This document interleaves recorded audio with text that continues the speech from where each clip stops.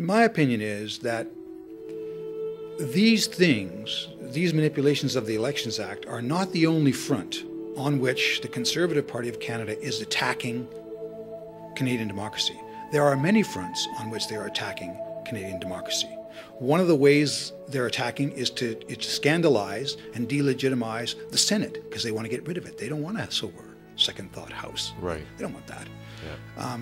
You know, the vitriol and the hostility of the tactics in the House of Commons when debate happens is to delegitimize the House of Commons in the minds of Canadians.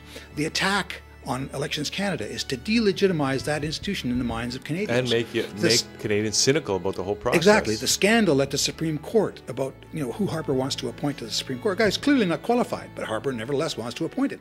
So Harper's his appointed guy to William Elliott to the RCMP. Disaster, right? Disaster. So there isn't anywhere you can look in the Canadian political landscape where you don't see the Conservatives on the attack against a Canadian democratic institution. They mean to delegitimize all these institutions in the eyes of Canadians so that Canadians walk away and no longer defend those institutions. When that happens, the Conservatives will rule forever. Do you think that, sorry, Paul, do you think that's their, like, what's their ultimate goal? I think that's the strategy. Make sure that the Canadian polity, civil society simply walks away from its democratic institutions in disgust and defeat.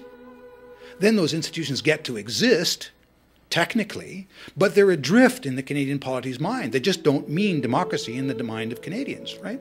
Because people have walked away from the process. Because people have walked away in disgust, in contempt, in all that stuff. So what Canadians can do is refuse to give up on their democratic institutions. Refuse to give up. Just don't get sucked into the idea that we need to abolish the Senate. We need a Senate, by the way.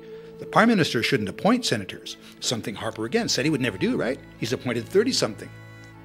Yes. No, well, you know what gets me is that according to their own legislation, the party should be deregistered. Yes. And I think that if Canadians get that message, that we need to push that and hang them by their own petard. So I really think, you know, that the view of the Conservative Party of Canada is that the nation is simply a storefront, and that the public institutions of the nation are their job is to stand guard in the streets, while the Conservative apparatchiks and their friends do smash and grabs all over the country for whatever the country's worth.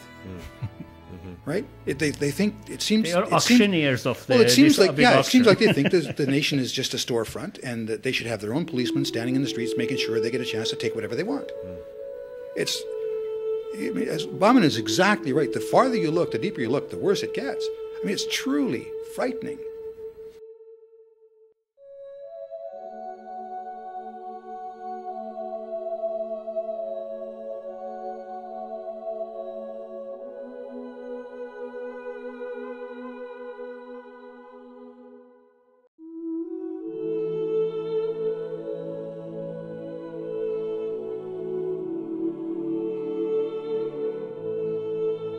So is there any, I mean, what can Canadians do now? Can they never vote for the Conservatives again?